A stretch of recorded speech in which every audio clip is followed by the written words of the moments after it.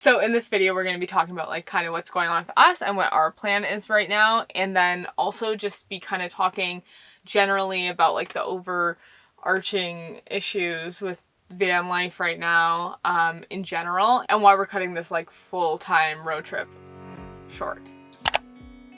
So for those of you who don't know, we live in a retired ambulance and we have been traveling throughout the USA since we left in December. We left in December 3rd, I think, is when we crossed the border. Here we are in the United States now, man. And we have been so excited to come down to the US because we're Canadian. And when we built this van out in 2020, we were just chomping at the bit to drive the van down and like maybe even go into Mexico. And then obviously the world shut down.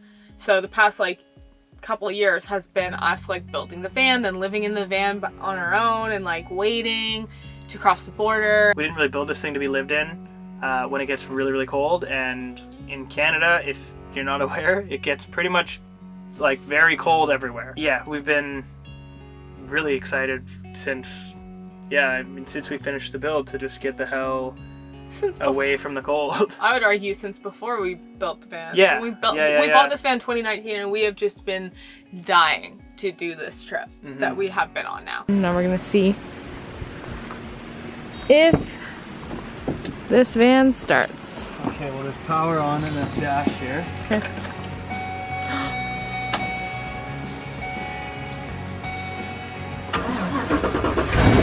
Yes! What a blessing! Yeah. So the borders opened in November. We're just so excited to come down, and like we have seen such amazing stuff. And met a lot of amazing people. Oh my god, it makes me want to cry like just thinking about it already. But like driving down the Oregon coast, like even before we met anyone, and then like going to the desert and meeting all those people in the desert and forming such a close relationship with Jean and Shay and Cam and Ty as well. This winter has been amazing. You know, when we were coming down to do van life in the US, we didn't really have like that many expectations. We just knew that we didn't want to be in Canada in the cold weather. Yeah. And so we weren't like, okay, we have to see like this place, this place, this place, and this place. It wasn't really like that. It was more like, okay, we'll go to this state and like we have a couple bucket list items, but really it was mostly about like just getting away from the cold, spending time together, living out of our van, and like meeting friends, and which we did. Yeah. And we became way closer with our friends than I would have ever imagined. I did not expect to be caravanning with another couple for 3 months. Yeah, I know. It didn't feel like 3 months, that's for sure. Isn't it weird that we're hanging out every day and then all of a sudden one day you guys are just gonna go back to Canada? No, stop. No, I'm unwell. I am unwell. Depressed. We've been traveling around throughout the US with Jean and Shay, or we're not anymore. Pretty much ever since we met in like the desert in Arizona, we got along really well.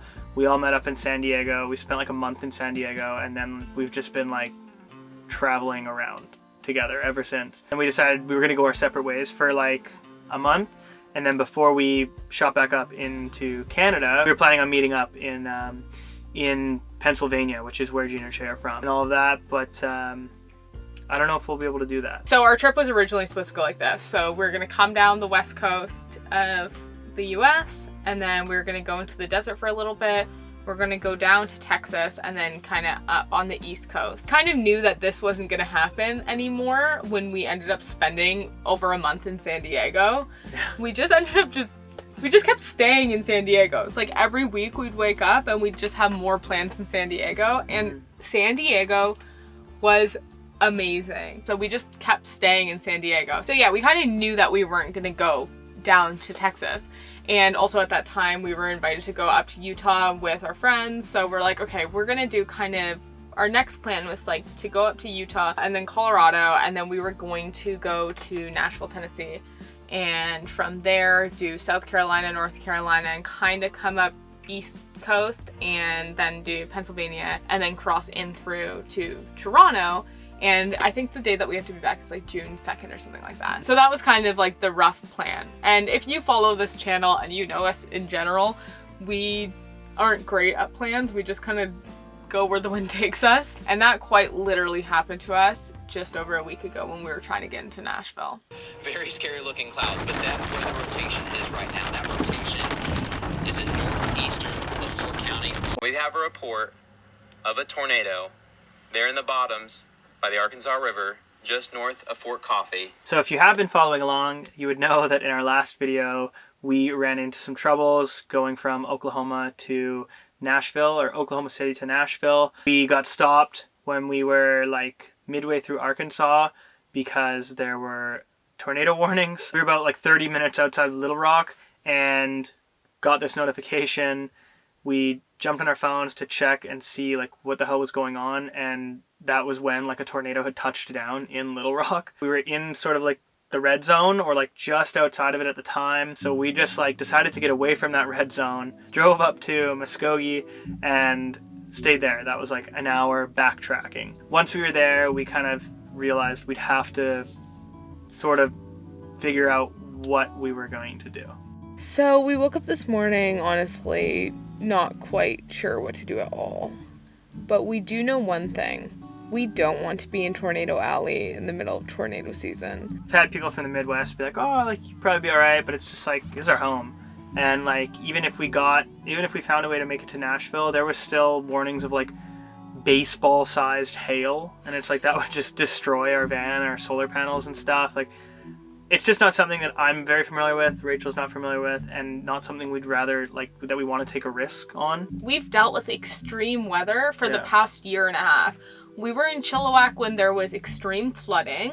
We couldn't leave the city that we were in. We got stuck on ice on a mountain and almost lost our van off the side of a cliff in a Canadian winter. Mm-hmm. What was the other extreme? Heat wave. And then we were in Kelowna, like in the Okanagan, when there were forest fires and a heat wave where the van was 50 degrees Celsius, about 122 degrees Fahrenheit inside the van. Like, we have been dealing with extreme weather for the past year and a half. The last thing we wanted to deal with this winter was more extreme weather. A large, extremely dangerous, and potentially deadly tornado is on the ground. To protect your life, take cover now. And we're just talking about this every day and trying to like plan and like really force out a plan of how we're gonna get to Pennsylvania and then back up to Canada. And then the next issue comes in, and that is the price of gas right now. So as you all know, gas prices are insane. When we were in California, it was like $6 a gallon. Yeah. And even crossing into Utah, it was cheaper, but still a lot. Like $4, $4.39, I think it was. I think the cheapest I've seen so far, is like $4 a gallon in some of the places we've been. But yeah, typically it's like around $4.30 to $4.70. So when we fill up our van, as you can assume, our ambulance is a gas guzzler. And we knew that when we bought the van, and we were prepared to pay some money in gas. I mean, like, mind you, we had been doing van life for over a year before we did this trip. But the price of gas is no joke, and it's not just for us and our van. Like we mentioned earlier, we've met so many amazing people this winter, and it is affecting van lifers a lot.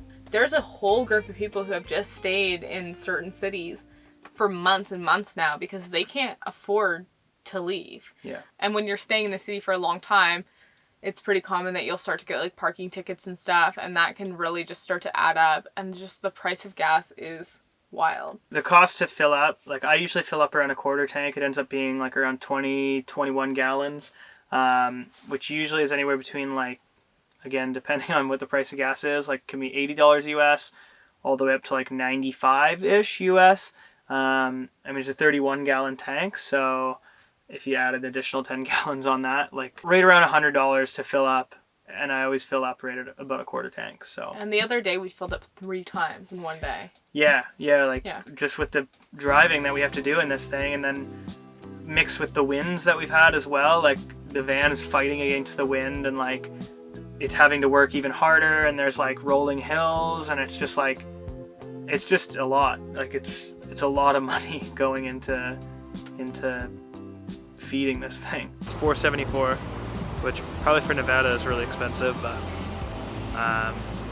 cheaper than like almost $6 in California. So It's $5.99 the first gas station we went to yesterday. yeah. Yeah, it's become like a bit unbearable. We're not really interested in taking $100 out of our pockets at least once every couple days, sometimes multiple times a day for the next while, just so that we can get onto the east side of the country. Like at this point, we've already not really been able to see the Carolinas. We weren't able to go to Tennessee, and Chicago is really high on my bucket list. Like I've always wanted to go to Chicago, so we're gonna go to Chicago.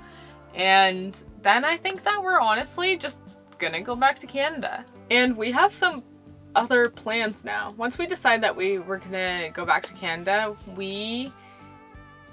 at first we're sad, and then we got really excited because we thought of some other ideas and another project that we can work on this summer, which really excites us and I really want to share, but it's not finalized yet, and I don't like to say I'm gonna do something if it isn't gonna actually happen. Yeah, I mean, like we've been talking about this whole time. If you are someone that follows the channel, and especially if you've been following it since like Cambodia, then you know that like, you know, we've always got something. We're always doing something. So even though it might be the end of this van life, it doesn't necessarily mean that it's the end of van life forever for us. It's never the end of alternative living and tiny living and travel for us. This is something that we've like now committed our lives to. We love it so much. We love living an alternative lifestyle and finding different ways to live on a budget. There's no end in sight when it comes to that. But yeah, things are going to be looking a little bit different in the coming weeks. We didn't want to just like start posting videos in Canada and not say that, because people, like anyone who's counting, would be like, okay, well, you still have time in the US. Yeah. And the route has obviously changed a lot and is like kind of a weird route now, like as we're in like random town in Illinois. But we do still have some vlogs and a little bit more time in the US. We're definitely going to be going to Chicago in the next few days here, so there's going to be a vlog from that. If you have any recommendations in Illinois or Michigan, let us know. And I am so happy with how this winter went. Yeah, me too. I am so happy and I'm so proud of us, and it was just like magical. It was really awesome. On to the next thing. So thank you so much for watching this video, and even though it's not over, like this journey isn't over, thank you for coming along on this journey with us, and we will see you in the next one. Bye. Okay, bye.